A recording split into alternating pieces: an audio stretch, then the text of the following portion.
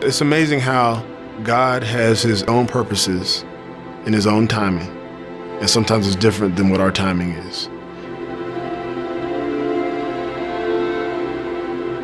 I always wanted to play football, clearly, but I always wanted to play wide receiver. I grew a little bigger than a wide receiver, so I ended up playing tight end. But as a tight end, you're an offensive player. You want to score touchdowns. You want to be known for, the footballs, the passes you catch, and going through college, going through the NFL.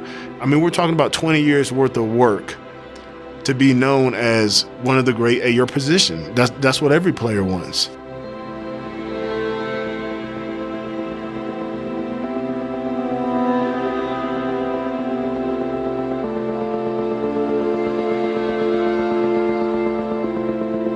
It was tough for me because as an athlete, you want your name in lights. You want your name to be the one they call on Sundays, scoring the winning touchdown. You want to read about yourself in the paper. And then it's funny how, as hard as that was to be in that position, my wife kept telling me, Benjamin, you be faithful in what God has given you.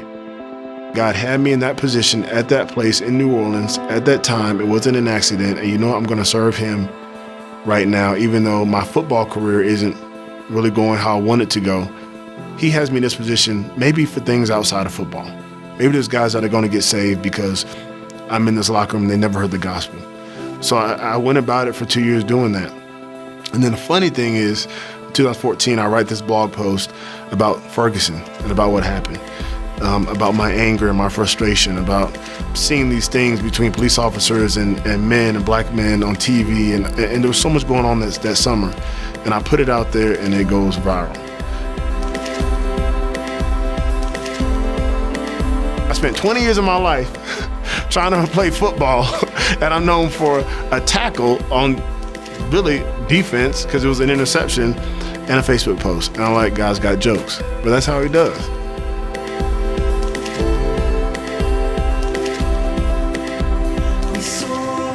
He can elevate your name however he wants to do it, or he can have nobody hear about you however he wants to do it.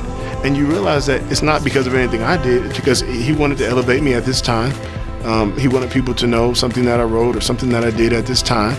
And it's amazing his timing, because if it would have happened any other way, my pride might have kicked in and I might have thought it was all about me.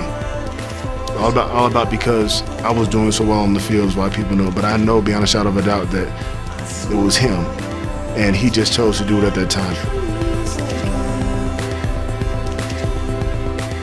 And the whole thing turns into a book, Under Our Skin, getting real about race, getting free from the fears and frustrations that divide us. The Facebook post grows legs, and next thing I know, a publisher is calling me about wanting to do a book based on the Facebook post. So the book really follows the sequence of the Facebook post, follows my emotions about being angry, about being sad, about being sympathetic, about being introspective, about being hopeless and hopeful, and ultimately being encouraged, because the gospel gives all mankind hope.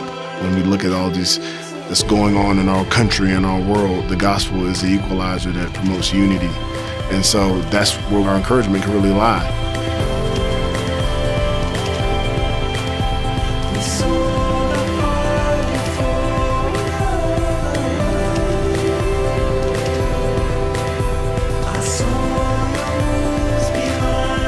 Our job is to be ambassadors for Christ, wherever you are, wherever you talk to. We all have a sphere of influence. We never know what God is going to use with our obedience.